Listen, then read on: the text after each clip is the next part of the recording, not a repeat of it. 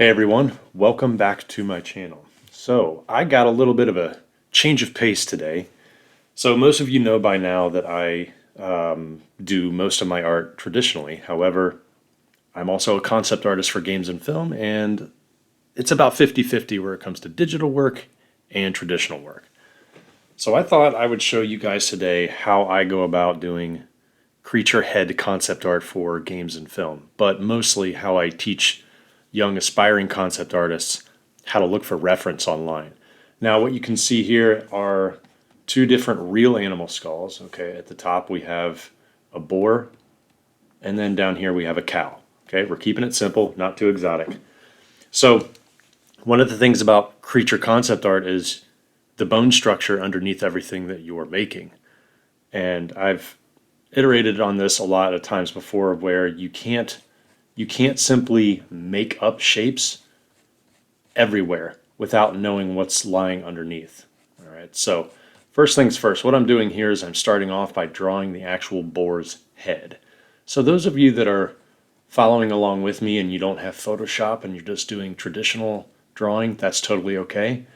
You can just open up your sketchbook, keep your pencil sharp, and keep it light, and then we're going to start drawing the boar's head very, very lightly. Or you could just watch me do this and then come back to it with your own set of animal skulls that you would love to draw. Okay, so you can see up here at the top how I'm slowly edging off all of the main bony landmarks and the shapes that I see. The reason I'm drawing the actual skull first before making anything up is because I want to know what I'm working with.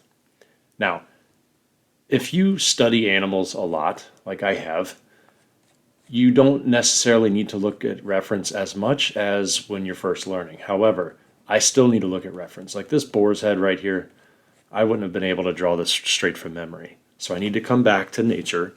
I need to come back to what I know is working, and that is real life examples so that I can pull from those images in my head and then make up stuff later. Okay, so you can see here that I'm keeping all of the lines very quick, very gestural and light. This is also a really good way to learn how to draw form, too. I think a lot of times artists tend to just jump straight into details too much. And I know I've said that a lot before, but those of you that are new, whenever I do concept art for games, I always try to teach students, hey, don't jump into details right away. Let's see the gestural sketching first. And then once we get the shapes in there and we have something that we're happy with and we can work with, then we can start making up stuff.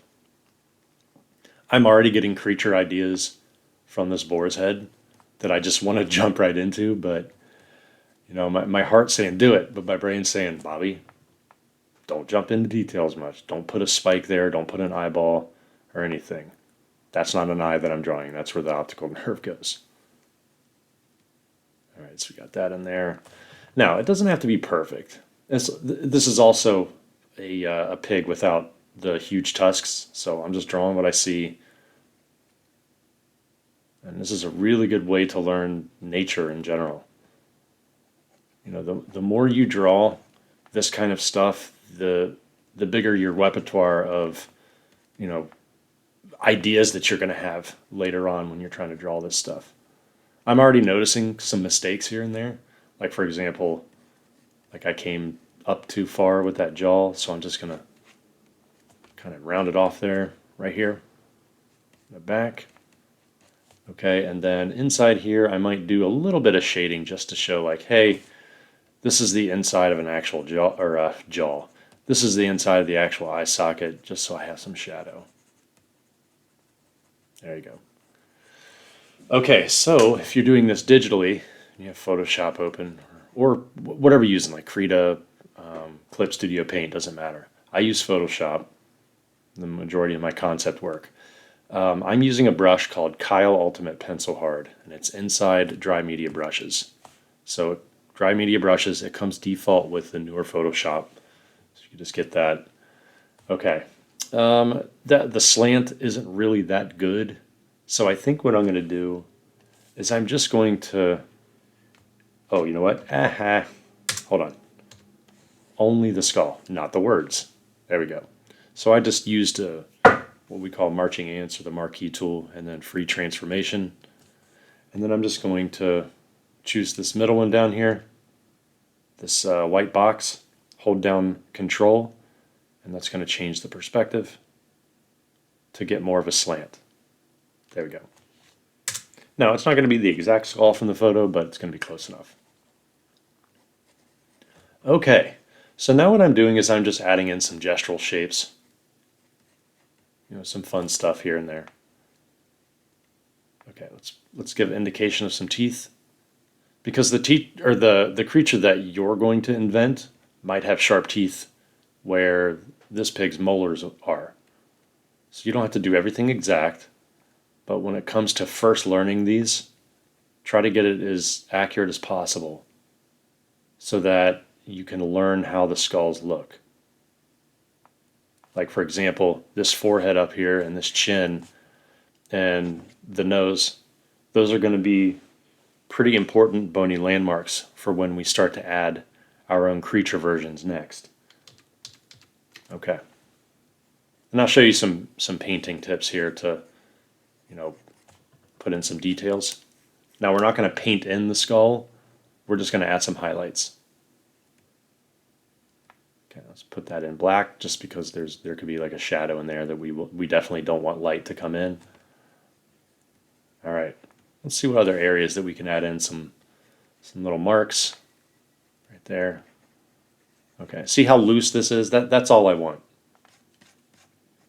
All right, and then down here we got these snaggletooth. Look at that little snaggletooth down there.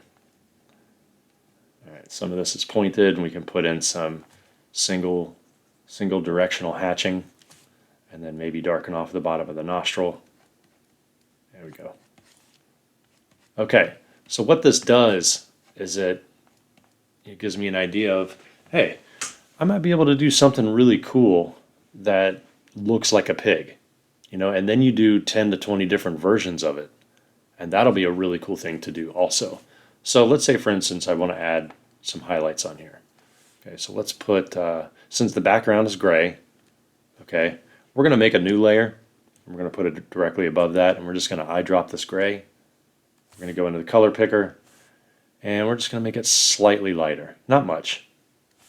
Hit OK, and then I'm going to go to the brush hard round pressure, opacity, and flow. It's different than hard round pressure, opacity, because when you use the flow at the very end of it, the fade off is much better, and also the pressure in which you push it. So I'm just going to go right over the forehead, put a highlight down there. There we go. And just look at the reference right here. Look at the reference. Where's the light hitting it?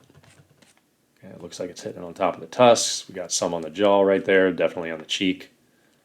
You know, you got to trust the picture, but we're not going to get too much into detail. And it looks like we don't want to go pure white, but it looks like there's going to be a major highlight right there.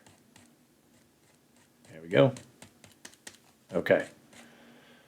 Definitely right down the nose. All right, then we're going to stop. Now, what's the next phase?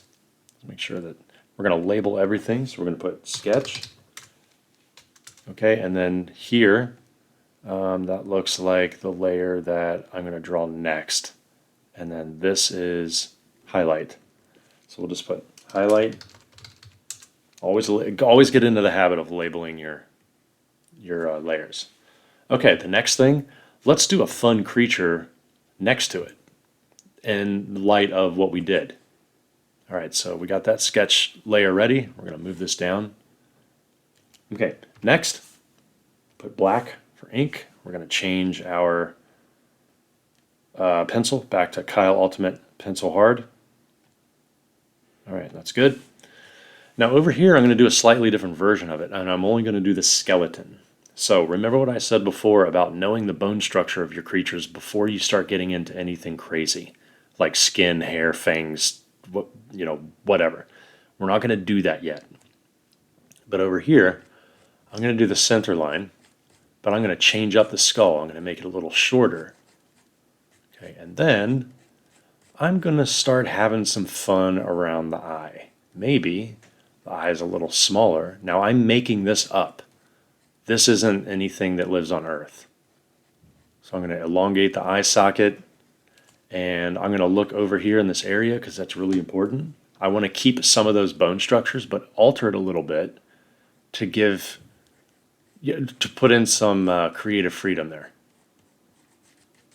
There we go. So it's a smaller eye than that boar has. Okay, now we're getting somewhere. Whatever's happening on this side, we want to make sure that we bring on the other side. That's another learning curve that young artists have, where they don't show structure on the other side of the center line. And listen, I'm guilty of that sometimes, and I've been drawing a long time. So I got to make sure that if that brow ridge is showing right here, we're going to put that in over there to indicate that, hey, there's structure over there. Don't forget the other eyelid, or eye socket, I guess you could say. All right, so I don't necessarily think that I'm going to have a nose opening like that. It is kind of cool, but I might bring it down farther down the head. And what it's going to do is it's going to split. That's just from me studying a lot of skulls, because there's no indication of cartilage left over in the bone. But I'm going to have it split here, so maybe this creature has a need for a lot of soft tissue up front. You know, like you got your nose, you got maybe extrasensory organs. You know, the sky's the limit on that. Okay, instead of one tusk, why don't we let's do two. Coming off the side, so we have that little bony structure, and then we'll do another one. Yeah, that's kind of cool. Tusk, tooth, it's whatever it is, like whatever you want to make it. Now inside here, inside the eye socket, I think I'm going to just take that out just a little bit. We're almost going lizard. Okay, I'm going to put in little holes like that for the optic nerve. And then I'm just going to indicate where the cast shadow is of the brow ridge, casting it inside the eye socket. Nothing fancy, just to indicate where the socket is. Okay, and I'm going to go over here to show where the edge of the skull is. There we go. And I want to be very forceful and direct with these shapes. I don't want to, for the lack of a better word, I don't want to be scared about what I put down. Okay, this isn't about fear of drawing. This is about just allowing myself to think so I can have something believable. So you can see this is a different version of what could be a pig on another planet. And I'm taking the design cues from the original skull and I'm bringing it into my own creation. There we go. So now what I want to do is I want to study the shape of the bones up here in the photo. Okay, let's bring that up here again. So you can see where I circled it. Let's erase that a little bit. Okay, so once we have that, we can see that, well, this cheek is really long. So that means that there's not a lot of room for teeth in there, and that's okay. That's my creature. So we'll just put some darkness in there to show the inside of the skull, and then maybe another indication in between here. And then maybe some right there. I don't really want too many snaggletooths, teeth in there, so I got to be careful about that. And I'm just going to put some shading in. It's already looking kind of cool. Now there are some neat shapes that I could do in the middle of the skull here. I'm just going off of the original photo. Okay, and I actually don't want to forget the one that's actually in the photo right there. So remember, this cheekbone's coming way out. This one's tiny. So there's probably a need to have it be that wide. So here's my thought. If I make it poke out there, what if we put a really neat bone growing out of the side of the cheek? That would be kind of nice. And then, of course, we would have to check our perspective, so just make sure that everything is converging correctly. And we make sure that, hey, this is where the tip of the other tusk, I guess you can call it, is growing out of the end of that cheek. You know, like wild boars, they'll have tusks going all the way like this. Like some of them even have their tusks growing into their head. That has to be incredibly painful. So unless somebody sees it and cuts it off, they have to live like that. Like nature's cruel sometimes. All right.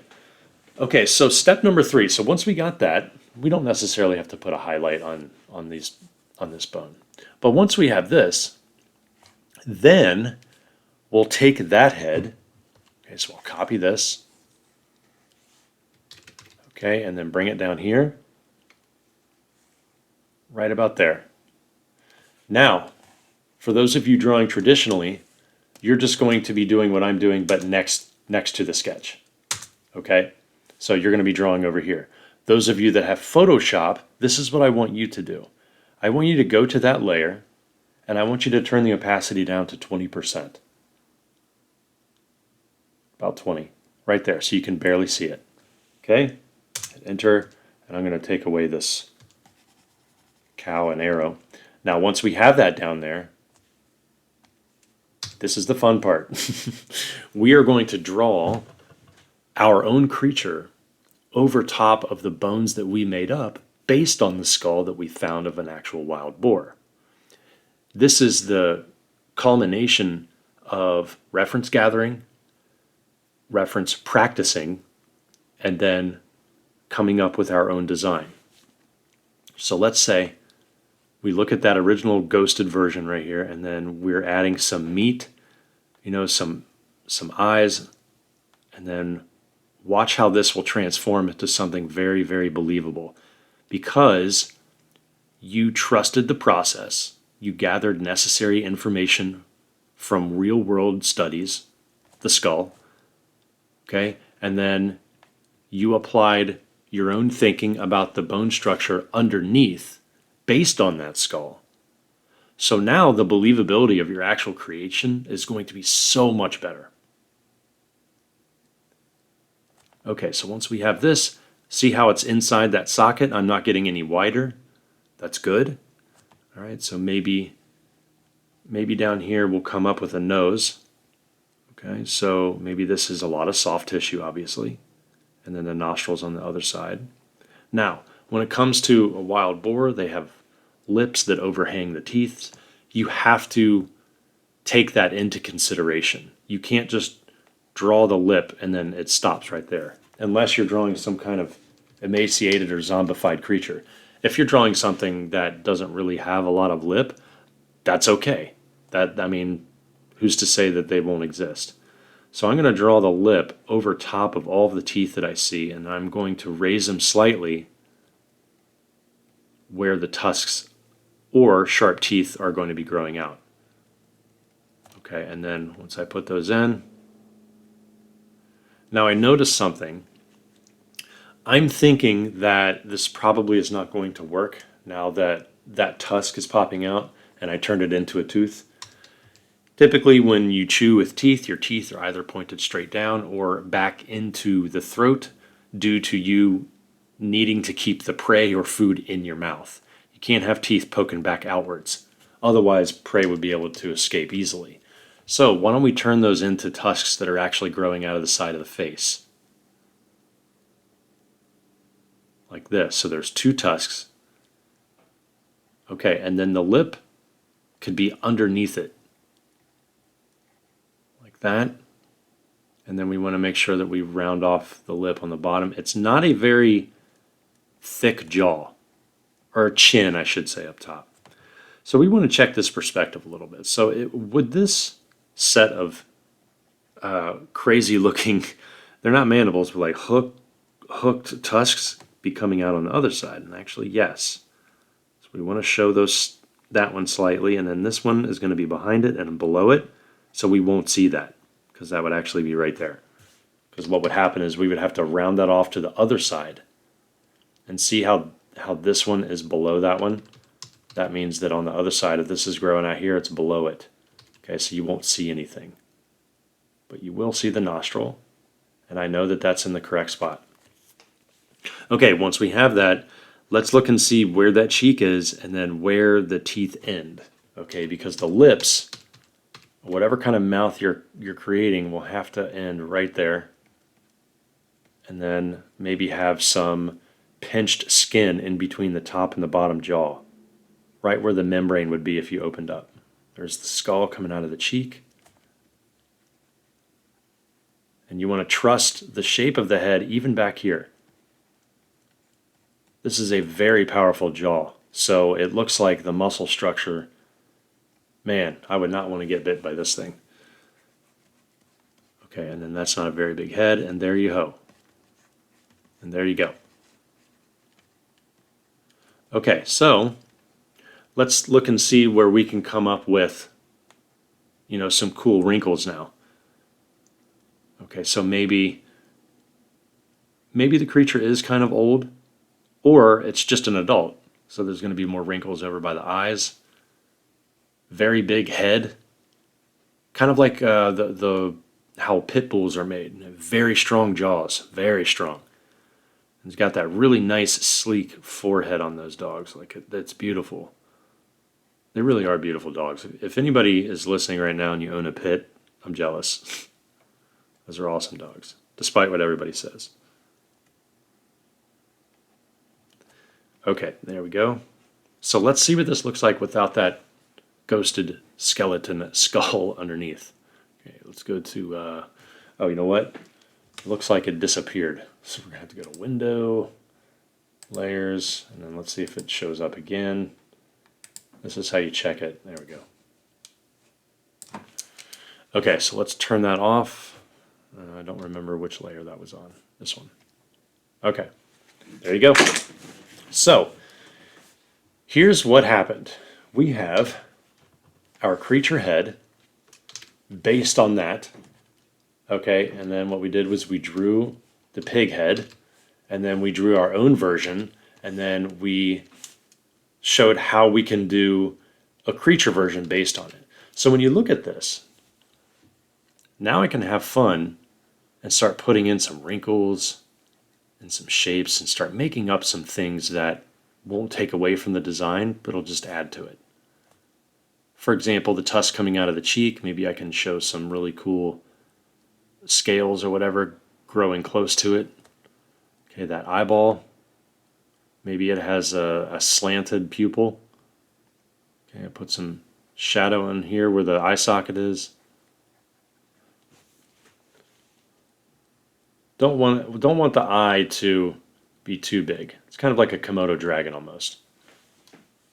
Okay, I'm going to draw some wrinkles around that neck. There we go. Hopefully you like today's approach to drawing. I'm going to be doing more digital sketching too. I really appreciate everybody that has stuck around for the past year and a half. This is a lot of fun. And I'm going to be getting into a lot of more concept art type videos with digital work, digital painting. We're going to be talking about texturing, finding high resolution photos, photo bashing, and rendering very quickly. And I'm going to gear it specifically towards concept art. And now we can have some fun with little bony ridges. Okay, so all of this that I'm doing now, I'm just putting in some overlapping light lines so that when they overlap, they form a texture on the surface without me having to go in and draw every single little scale or wrinkle. I can indicate where the bigger ones are, maybe like up here on the eyebrow, maybe some here on the nose. I can crisscross some images or some lines. Okay, there we go. So we can go to, let's see what layer the highlight is. Okay, the highlight layer right there. And then I'm just going to eyedrop that highlight layer and go back to hard round, pressure, opacity, and flow. And let's paint down the head of our brand new critter that we invented. Voila. All right. It's looking cool. I don't know what you would name it. When I name creatures, I invite all of you to give a name in the comments. It seems like the more exotic that I make them, the more simple the name is, like Bill, Tom, Todd, Kathy. Not that there's anything wrong with those names. My name is Bobby. Everybody calls me Bob. Please call me Bobby. That's just a personal preference. Don't call the creature Bobby. He does not look like a Bobby. I don't think I would have tusks. Or would I? I have no idea. Okay, and the other thing is, let's add a shadow. So whatever tone the background is, we're not going to invent a new gray. Okay, we're just going to eyedrop the background, go into the color picker. We're going to go halfway to black for the shadow. We're not going to invent or pick where we think the shadow should be. No, it's given to us. There's the gray that we have. There's pure black. We're going to go halfway. That's the shadow. And to prove it, there it is. That's the shadow. Pretty cool. Okay, and we're not going to paint over the teeth. We're just going to keep the shadow in between. See how messy I'm being? I just don't care. There we go, shadow in the eye. I'm barely pushing, that's why it's not as dark right there. Okay, thank you all for following along with me. If you're interested in joining our Creature Design Workshop Discord, it's a bustling community. We have almost 5,000 members. It's crazy how fast it's grown. We do art like this. We post critiques. We have monthly creature design challenges. We go over each other's work too to help each other get better. We have industry veterans in there as well as aspiring concept artists trying to get a job in the industry, being illustrators, concept artists for games and film at your biggest studios. Whatever you need, it is there. And I also have a private mentorship. So just email me at bobbyrebholz@gmail.com. I'll teach you how to do this and much, much more. And then last but not least, I do want to talk about my course that I have online called Creature Design for Film and Games at CGMA. There's a link in the description below as well as the first comment. It's a class that I have been running at the Computer Graphics Master Academy website for 8 years now. I've had a lot of concept artists go through there and be really successful. So if you want to learn in a rigorous 8-week course on how to level up your design skills, not just as a creature designer, but as a concept artist in general, it's definitely the way to go. I take in a lot of character concept artists too, because creatures and characters go hand in hand. All right. Oh, you know what? He looks like a Bubba. I don't know why. He just looks like a Bubba. But if you guys have a better name, like Butch maybe? I don't know. He just looks like one. I'm all ears. Okay, so now that you're going to take the reins and do this yourself, gather reference, draw that reference, make up your own creature from that reference, add skin on top of the creature that you made from the original reference. You can see the pipeline happening. Okay, then once you do that, I'm going to give you guys a little homework assignment. 15 versions of original photo. Okay, so the original photo for me being that wild boar. Okay, and then once I learn how to do the bone structure, which is this, you come up with that and you do 15 of those. Not the creature I drew, whatever one you are wanting to do. Okay, and then you will be that much better at creature concept art than you were when you first started the video. And you can still do this traditionally too. Just whip out your cell phone, try to draw as best you can from observation on the phone, and then make your own iterations. Thanks, everybody, and I will see y'all next time. Peace.